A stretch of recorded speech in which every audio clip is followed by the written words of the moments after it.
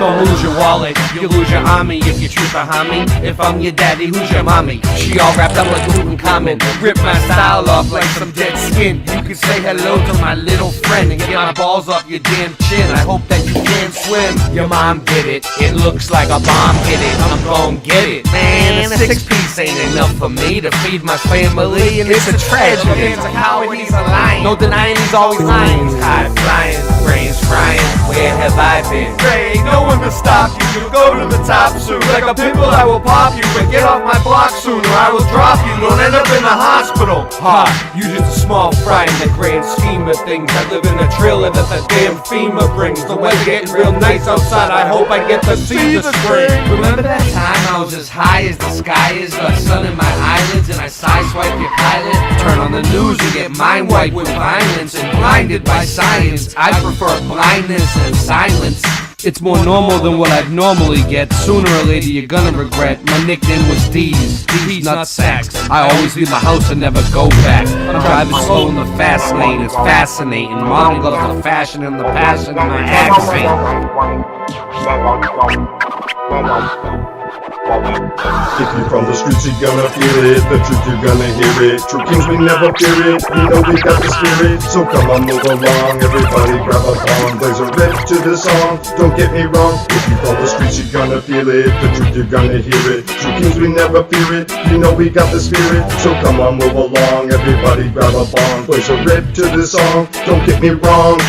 We all good except for one guy. He's a fun guy. He ain't gon' die. His day ain't gon' lie. I ain't gon' lie. My dog ain't gon' bite. Boston Ray, the world's greatest rapper. You're welcome. Now aren't you glad that you helped him? Thanks for being so helpful. Ray, you said a mouthful. You can't slow me down. You don't know me now. You gonna show me how? All the thoughts in my brain are brilliant. They say Ray, you're one in a million. Take a hit, take a slice. If one don't suffice, you can hit my blizz twice. No need to sacrifice. It's a fact of life, you lack in fight. From Boston to Amsterdam, you all know me and I am the man. I'm louder than an ambulance or an avalanche. I got a master plan, my shit sounds more liver than live, and I'm surprised I'm alive. I drive much better when I'm high when I drive. We getting right now, you suck, so you can put the mic down. There's a time and a place, and yours is not right now. From Boston to the south, back to the south of Boston, the south shore of Boston and South Boston too. I ain't gonna talk about how Rasta Bear just walks about. He's on his walking route with the cotton mouth. 4 a.m. he's at the Waffle House. They say, Ray, you better watch your mouth. If I could, I would, I should just super glue it. See, I knew what to do, but I never had the glue to do it. Back in high school, Mr. Super was a super student.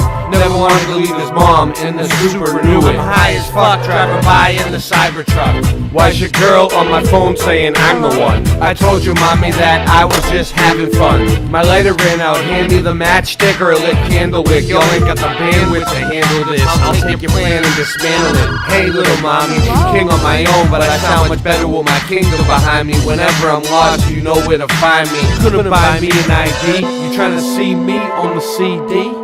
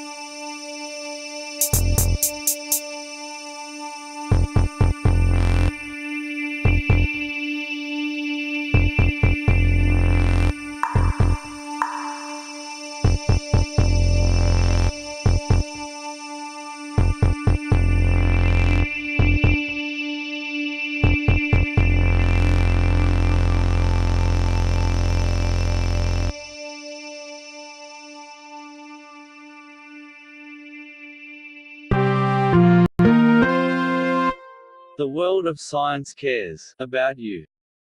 Eureka! We found it. With the tools of science, we have invented, yes, hand sanitizer. But not just any hand sanitizer. This hand sanitizer was developed and approved by the Dark One himself. Here are a few of the things our product can bring you.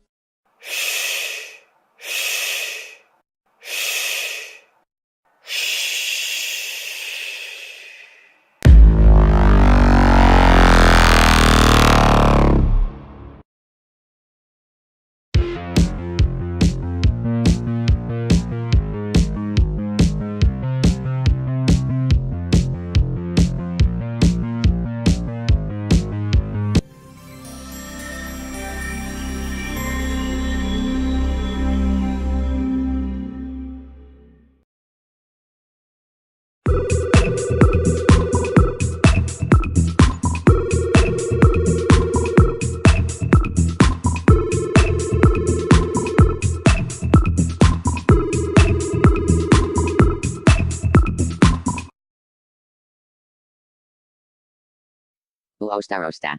Huh, Uostarosta. what's he doing? That's odd.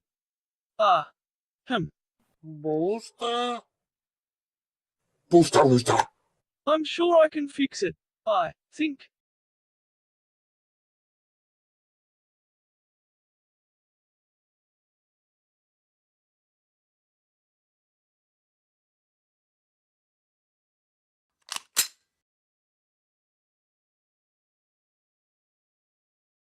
K-Rick.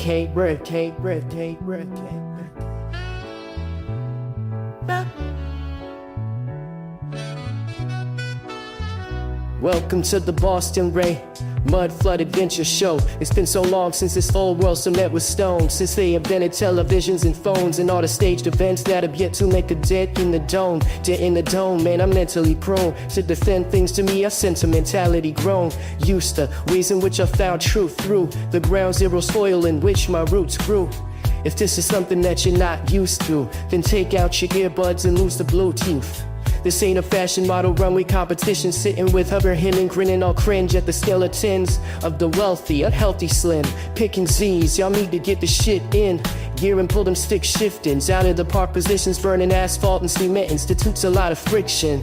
Got a stick whip with a lot of pistons, on a mission to spot a quick come up. Mr. hit a lick from sundown to sun up. Mr. talk a lot of shit but don't have the grit to fire a live round from the gun sucked. Mr. drunk is a skunk, everyone a punk, but when the shit hits the fan, better make sure it's plugged. Yeah, plugged in like some kid on a 3-year drug binge, becoming unhinged, influenced by thug friends, and one stint that he served in the county jail, with a no-nonsense attitude that's no fail, but no weight on his frame so frail. Old stale thoughts float flannel through a network of written language with no braille. For those who are spiritually blinded, I pretty much just described in as little words as possible, avoiding all obstacles, call lots of bullshit and nonsense, called through all the stops in, bumping Hobson from Black Swan to Boston, and back over to the left coast in Compton.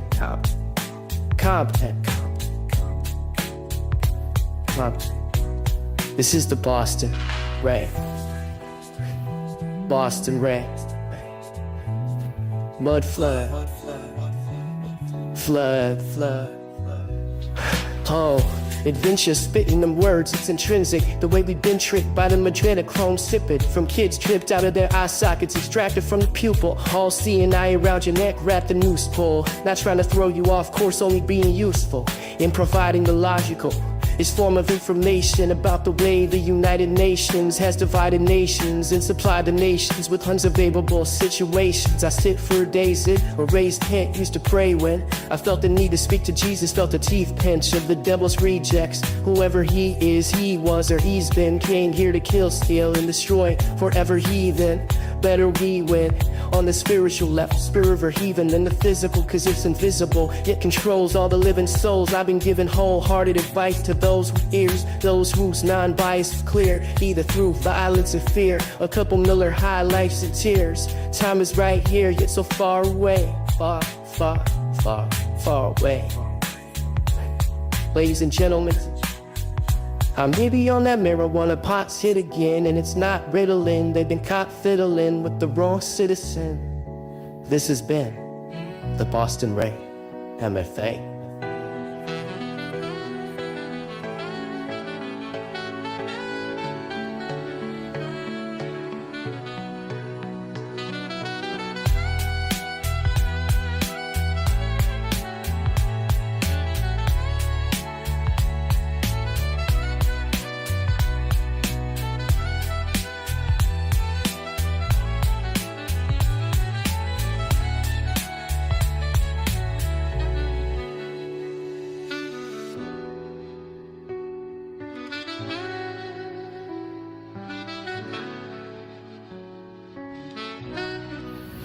Yeah.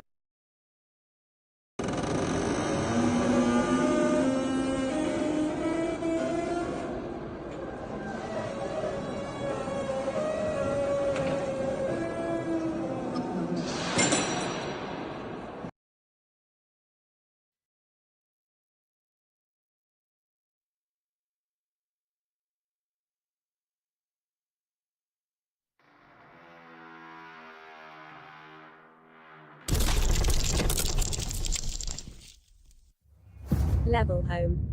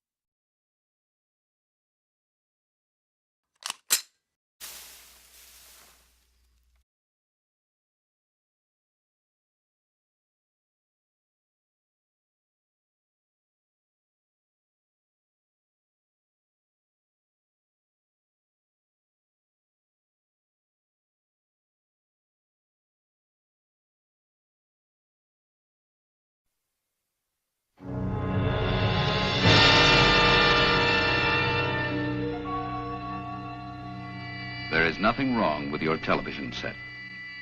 Do not attempt to adjust the picture. We are controlling transmission. If we wish to make it louder, we will bring up the volume. If we wish to make it softer, we will tune it to a whisper. We will control the horizontal. We will control the vertical. We can roll the image, make it flutter. We can change the focus to a soft blur or sharpen it to crystal clarity. For the next hour, sit quietly and we will control all that you see and hear. We repeat, there is nothing wrong with your television set. You are about to participate in a great adventure. You are about to experience the awe and mystery which reaches from the inner mind to Late Night Live.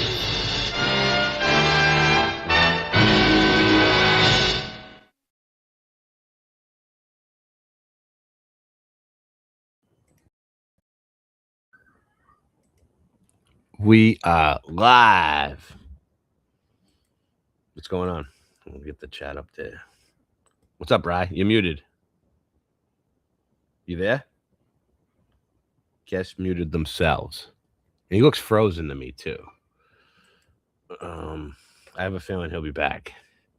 I have a feeling he froze. What do you guys think? I mean, he probably got really cold because we're in Antarctica. You see the... So he's like frozen. He's look at the iceberg. He can't move. So let's show the chat on the screen. Oh, there he goes. He took off. He couldn't take the cold. What up, Sue? We got Sue Finelli. We got Mojo Shop. We got about, it says we have 9 people watching. So 9 of the best people in the wild. What up, Rye? Rye Russ was here. Is here. Singe Man is supposed to be here. Nancy! Wake Singe Man up!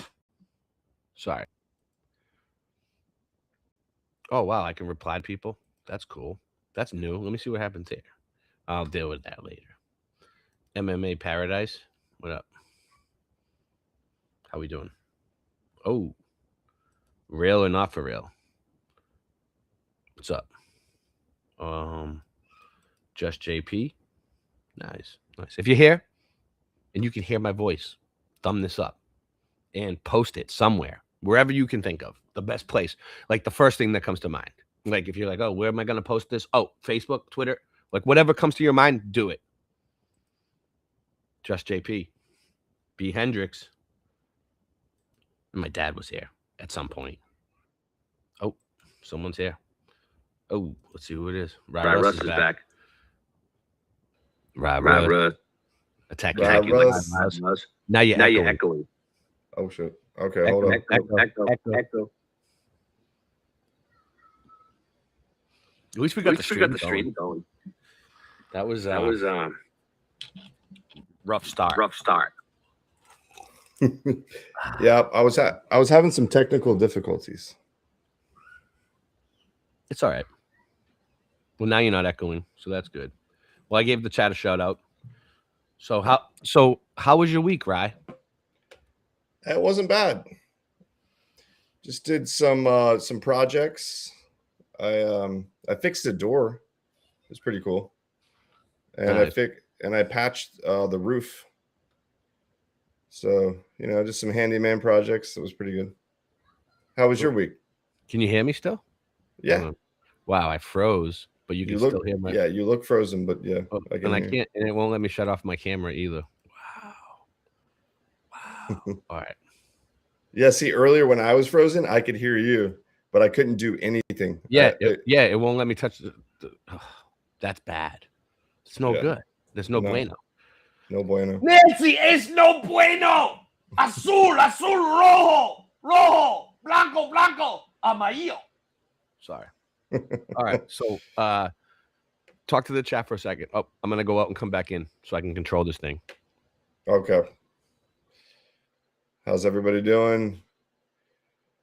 Shout out to Sue Finelli, MMA Paradise, Mojo Shop.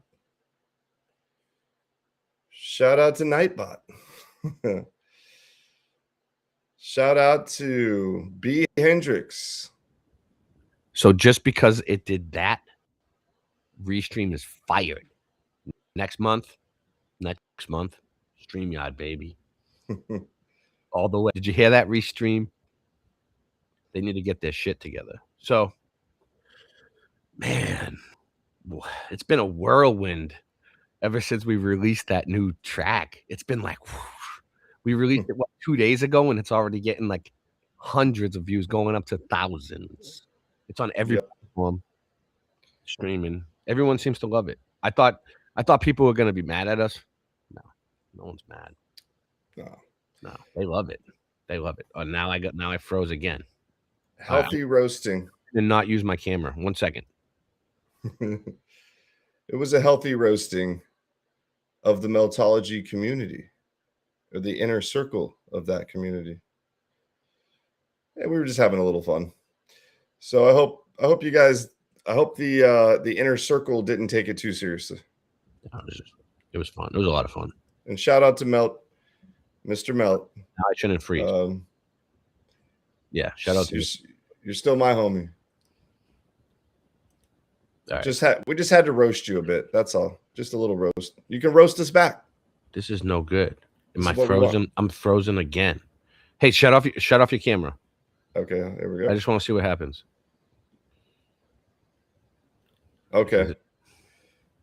All right. So I'm not frozen. No, you're not frozen.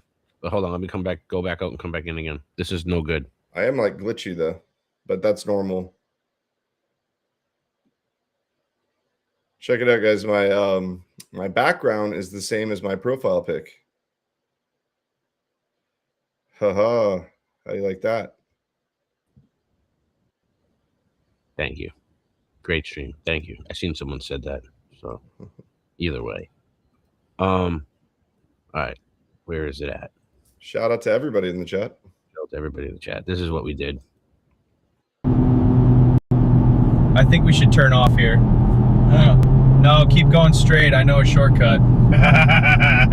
The X Factor is approaching. No! Oh no! It's coming right now! Help me!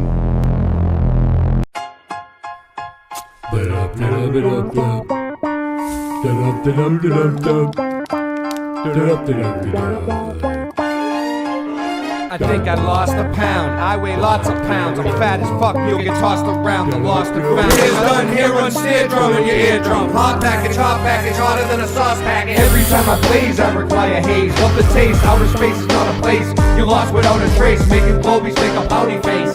Fuck you, milk boy. Know thyself? I don't even think you know yourself. Phone a friend because you need to phone some help. Neo from the Matrix wants his look back. You shouldn't have took that, now you look bad. And you shook mad glad on your way to 9th grade with your book bag. You need to rethink that. Your tracks are whack and they stink bad. Rhymes are short sport, I go full court. Your rhymes just fall short. So fuck you, Mel boy. You need to get out the house more. I'm more from the north, not the south shore. I keep it original and make it subliminal. Take it from the street to your You know what? I don't like how it's not showing the whole video. So start it over. I'm gonna play it. Oh yeah. It was. You see what I mean? It was like cutting it out. Yeah. So we'll try to play it this other way. Hopefully it'll work.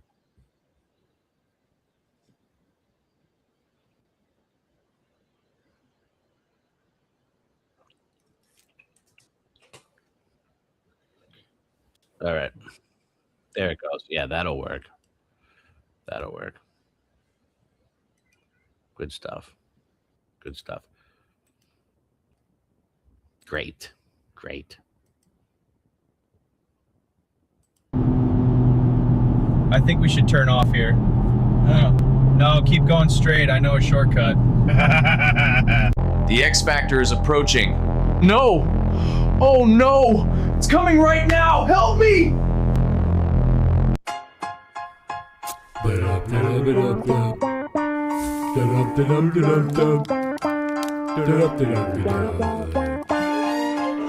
I think I lost a pound. I weigh lots of pounds. I'm fat as fuck. You'll get tossed around the lost and found. It's done here on snare drum in your eardrum. Hot package, harder than a sauce package. Every time I blaze, I require haze. Love the taste. Outer space is not a place. You're lost without a trace. Making globies make a pouty face.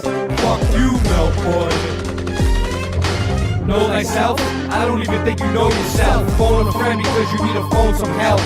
Neo from the Matrix wants his look back. You shouldn't have took that, now you look bad. And you shook mad glad on your way to 9th grade with your book bag. You need to rethink that. Your tracks are whack and they stink bad. Rhymes are short sport, I go full court. Your rhymes just fall short. So fuck you, Mel boy. You need to get out the house more. I'm more from the north, not the south shore. I keep it original and make it subliminal. Take it from the street to your living room. We thought you were a true king, but you're unoriginal. You stop making videos, rapping in your living room. I'm into visuals, and I can see you're not an individual. You thought you were a true king, but your fake AI music and your mood swings. And they just wanna move away and do a new thing.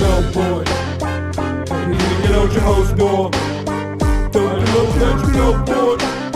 Now it's time to save the day. It's Mel Boy, yeah! Mel Boy, ain't no time to save no more.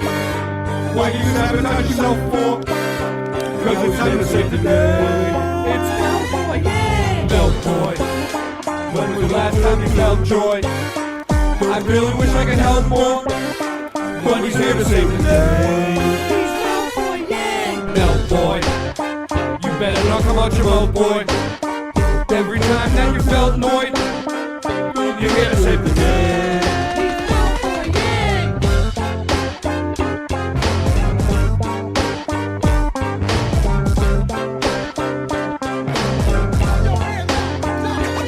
Hey yo, Mel boy. Just just take it easy. Don't riggedy wreck yourself, boy, and that's for sheezy. Fucking with the kings, don't know who you fucking with, boy. It's Ray and Russ, we drop bombs when we spit, boy. Let's play a game, it's called Baked Potato. I'm high as fuck, smoking that gelato. 33, it's Rye Rush, you can't fuck with me. And I'm nobody's puppet, now you see, now you see. Hey yo, fruitless. Your group's attempts to blackball me came up fruitless. You know I used it for my ammo to do this. And you're a true bitch, also known as the lapdog of the movement. I put my heat on full blast, I will beat your broke ass. It's my full task, Ray bet you didn't know that. Let's go back to the old Meltology cup shirt, it's a throwback. What was it today, Ray? Haze or sour? I can't remember, man, I blazed for hours. If it's cold outside, you better leave the faucet on. Are you often wrong? Is it soft and warm? Well, I'm Boston born. You're sitting in your Honda Accord, you fall on your porch, it's all can afford. The floorboard of your Ford, I'm ballin' of course. Ray, you're falling apart. The ball for the sport. I'll send you out of town without a sound. I'll smoke you like a J. 5, 6, 7, 8. My timing is exceptional, sucker. I'm never late, although I never may. Get my apology from the leaders of Meltology for blackballing me for all to see. As I sit patiently by the phone, waiting for you to call my jack. But Ray, it's been 5 years now. She ain't ever calling back. Hello, no boy. You ain't the only one that fell for it. They got me stuck like a felt board. True Kings is here to save the day. It's Meltboy, yay!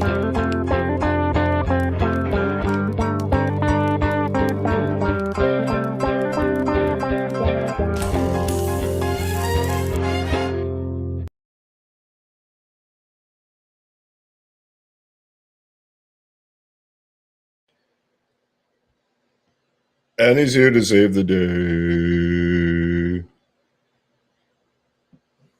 He's Meltboy, yay! So, shout out to everybody in the chat.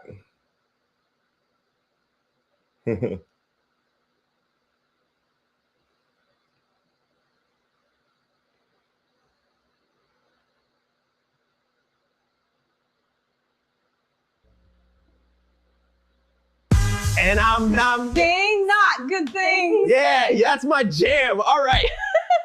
Watch this. Let me show you how it's done. You think you know anything? Get that garbage off my screen. I'm telling you, it's the truth. Lies. Take this. Yeah, that's what I thought. And it's Meltboy, yay, Frey, yay.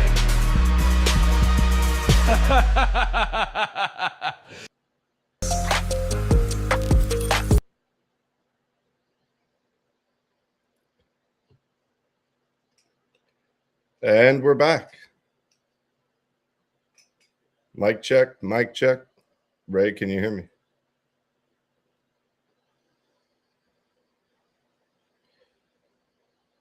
Anybody in the chat? Can you hear me? Stinky.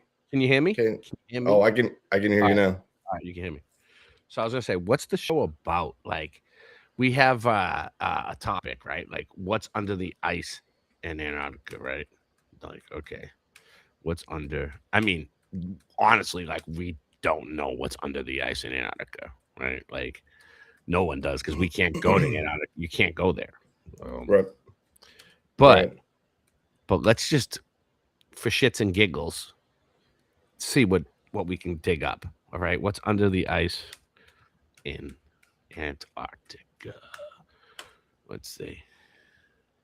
All right, it's AI's answering me. I talked to AI. Hashtag Cantarctica. All right, here we go. To understand what lies beneath the ice of Antarctica, consider the following points. Vast subglacial lakes like Vostok Harbor, unique ecosystems. Okay, that's what they're saying. Ancient ice cores provide climate data spanning hundreds of thousands of years. Okay. I mean, I don't know. I think like hundreds of thousands of years, like that's kind of extreme.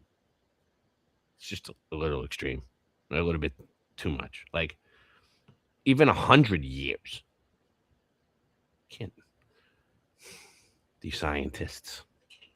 Rich mineral deposits, including iron and coal, are found in the underlying rock. Okay, so it's basically just water. This is what they're saying. Ice cores, right?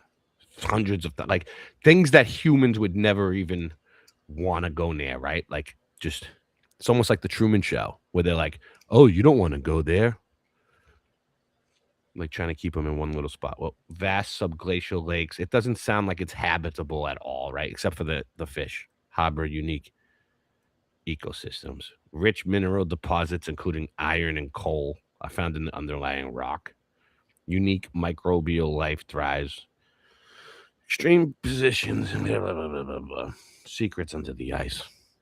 Let's see what this thing says. Just real quick. Just for shits and giggles. I don't know. Antarctica is the last mystery box of our planet. Some say it's just ice, but beneath that thick freezing blanket lies a world most of us can't even imagine. This isn't just any old ice, it's a time capsule, a graveyard of ancient forests, rivers, mountains, and even creatures that sound like they crawled out of a sci-fi movie. Forget everything you thought you knew about the South Pole. Today, we're going where the sun doesn't shine, and scientists still scratch their heads. Let's start with the basics. It's a globe. He's like, he's like basically, and he's like showing you. Yeah. Yep. Let's start with a little indoctrination. Yeah. So, all right. So let's just see what he's going to say. Antarctica is the bottom of the world, literally. It's so far south, it's actually called the South Pole. But here's the real shocker.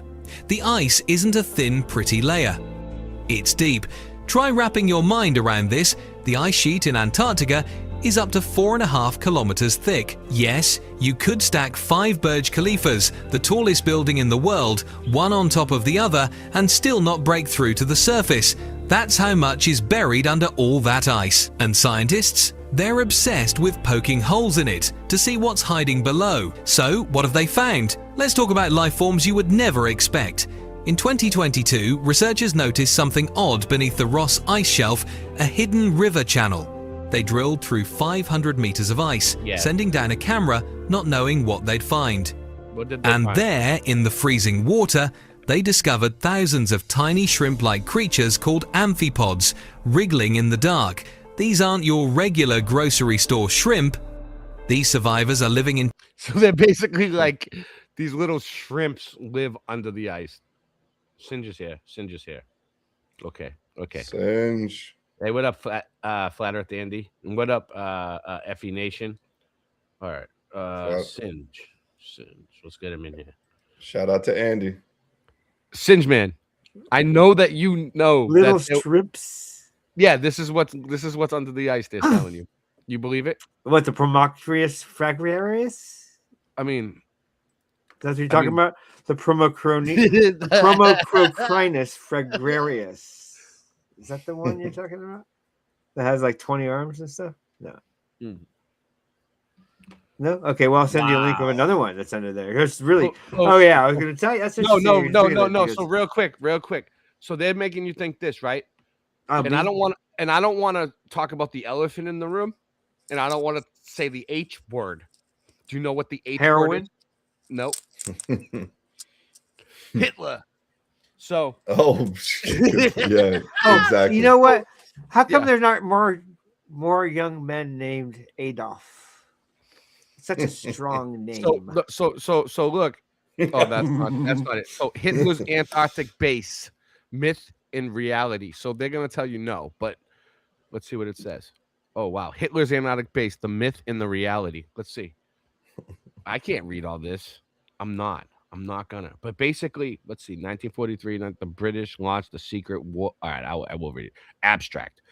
In January to February of 1939, a secret German expedition visited Dronning or Queen Maud Land, Antarctica, apparently with the intention of establishing a base there. Between 1943 and 1945, the British launched a secret wartime Antarctica operation, codename Singe. Nancy, can I say the code name?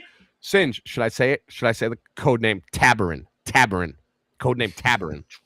Men from the Special Air Services Regiment, SAS. SAS. This is top secret shit. Britain's covert forces for operating behind the lines appeared to be involved in July and August of 1945. Now, this is World War II, keep in mind, people. After the German surrender, 2 U-boats arrived in Argentina. Had they been to Antarctica to land Nazi treasure or officials? I would say yes. And then look, codename High Jump. So that was like Operation Fishbowl and High Jump, you know? It was classified confidential. In 1958, 3 nuclear weapons, nuclear, 3 nuclear weapons were exploded in the region as part of another classified U.S. operation, codename Argus. That's when they were shooting nukes up at the sky. Fishbowl. Given the initial lack of Operation Fishbowl. It was all Fishbowl. Yeah. It was all part of Project Dominic. Given the initial lack of information about, yeah, you're right. You're right. Project Dominic, codename Dominic. The CIA is listening to us right now. They're like, you're saying too many trigger words. The AI can't keep up with them. The flags popping off. They're like, shoot the moon. They're like, get him now. Take him down. We're Nazi treasure or officials. All right, where was I? Now I lost my space. All right, so this is what happened. The summer. So is this even the right thing I'm looking for? Yeah, Hitler's Antarctic base. Okay. So this is what happened. So the southern summer in 1946 to 1947, the U.S. Navy appeared to invade. So the U.S. Navy appeared to invade. We don't know if they were actually invading, but they appeared that way. Antarctic using a large force. The operation codename High Jump was classified confidential. Did I already read that? Yeah. Okay. Given the initial lack of information about these various activities, it is not perhaps surprising that some people will connect them to produce a pattern in which governments would be accused of suppressing information about what really happened. I mean, if you can't admit that the government could be lying to you about everything, then we're going to have to bring you in the back and let Nancy hit you with an ugly stick. And would use these pieces of information to construct a myth of a large German base existing in Antarctica and of Allied efforts to destroy it. So this is what they're saying. They went there to destroy a German base using background knowledge of Antarctica and information concerning the activities that has been published since the early 1940s. So, like, this isn't anything new. This has been around since the 1940s. It is in drowning Maudland that SAS troops did not attack the alleged German base, that the SAS men in the region at the time had civilian jobs, that Operation High Jump was designed to train the U.S. Navy for a possible war with the Soviet Union in the Arctic, and not to attack an alleged German base. So they're trying to debunk it. But look, where is it? It says somewhere that I'm not going to read the whole thing, but it says somewhere that they that Hitler had bases, and that there was like pieces of land that were tropical oases. Yeah, I've heard that. Yeah. So that's what this is all about. Yeah, the existence of a Nazi Antarctic base hidden in the vast caverns was considered feasible enough for the British to set up bases in many parts of. So the British had bases there during the war. The known British bases were surrounding the peninsula, though some were set up on the peninsula. That's like where they let us go around Chile, right? That's the only spot they let you go. Argues that one of these bases, of which we had no record, concentrated investigating Queen Maudland. Yeah. So that's interesting. Some old photos. I'm just trying to see where it's a lot. It's a lot. You know what? We'll have Nancy publish a paper and summarize. So,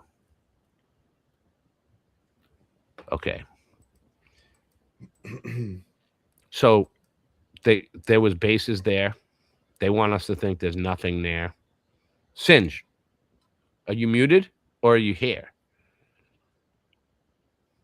You're muted. Oh, he is. Yeah, muted. Yeah, you're muted. You can't hear me? We couldn't hear you the whole time. Were you talking? No, I keep muting myself. I say things a couple times, but you can't hear me. How you doing? Welcome to Late Night Live. Rock and roll, my brother. You want to fight? Yeah. So we, take that screenshot. I just find this interesting because where am I going with this? Okay, so like, there's videos. I don't have them tonight. I wish I did. Of tanks destroying old world buildings during World War II, and there's a whole conspiracy theory that the whole war was just started to destroy Tartarian infrastructure around the world. Like, well, yeah, he was kind of bent more towards the magical ways in the world as opposed to see the scientific ways. See if you can dig up from the laboratory in the back, the videos of army tanks destroying old world buildings in World War II. Microfiche. If you can find that stuff on the fly, microfiche files, then I'll ask Nancy to give you a raise of some sort. You'll get again. What is it? It is what? Army tanks, military, the Nazis coming through, and also all the soldiers, not just the British, whatever. During World War II, knocking down the buildings. Not a cartoon though. No, it's black and white. I've seen it. You don't want it to be a cartoon. There's real video of it. Cartoon's not acceptable. Okay. It exists. So, anyways, that's not what the show's about. Anyways, there's a movie about it. There's a couple movies that describe that. Mm-hmm. But they're fictional. Quote. What happened to it? Come on. And then we got the Blendrix. We got the Flat Earth Andy. Of course, that's gonna happen to me tonight. In the house, Dr. Bob. Okay, we'll be right back. Gary Thorsel. And what you're seeing here is a mirage.